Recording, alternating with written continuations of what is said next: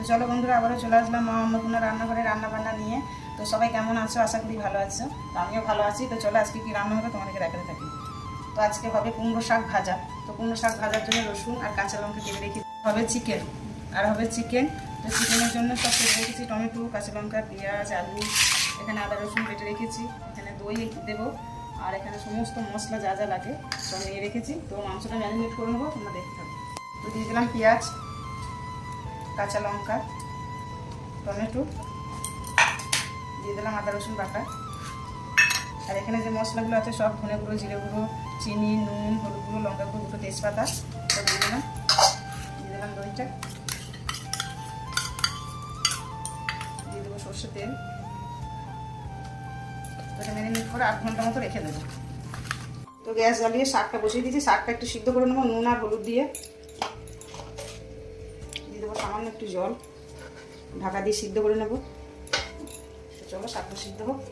তোমার শাকটা সিদ্ধ হয়ে গেছে, ফুটো ঝাল কিছু ঢেলে নেবো। তো শাক ভাজা করার জন্য কড়াই বসিয়ে দিয়েছি, কড়াইয়ের মধ্যে তেল দিয়ে দিচ্ছি। তো ফোড়নের জন্য দিয়ে দেবো কালো জিরে, এই যে রসুন আর কাঁচা লঙ্কা কেটে রেখেছিলাম ওটা দিয়ে দিচ্ছি, একটু লাল হবে। তো রসুন লাল হয়ে গেছে, এবার সিদ্ধ করা রাখা শাক দিয়ে দেবো।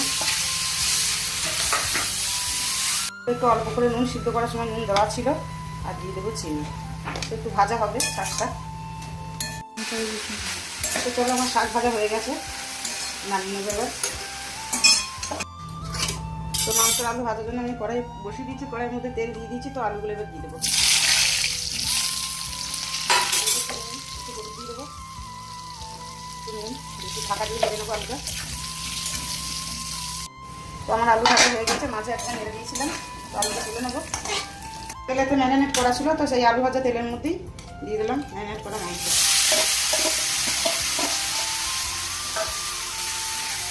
তো এটা এবার কমিয়ে দেবো গ্যাসটা, তো ঢাকা দিয়ে দেবো, আস্তে আস্তে কষানো দেবো। তো চলো আমাদের মাংস কষানো হয়ে গেছে। তো মাঝে আমি একবার নেড়ে দিয়েছিলাম, তো এটা দিয়ে দেবো আলু, দিয়ে দেবো জল,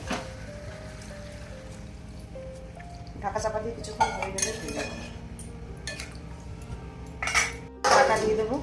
ওটা দেবো আমাদের মাংসের ঝোল। তো দিয়ে দেবো গরম মশলা, কিছুক্ষণ ঢাকা দিয়ে রেখে দেবো। চলো বন্ধুরা, আমার রান্না বান্না হয়ে গেছে। তো দেখে নাও, এমনি আছে ভাত, তারপর আছে স্যালাড, তারপর কুমড়ো শাক ভাজা, আর এই চিকেনের ঝোল, আর আছে দই।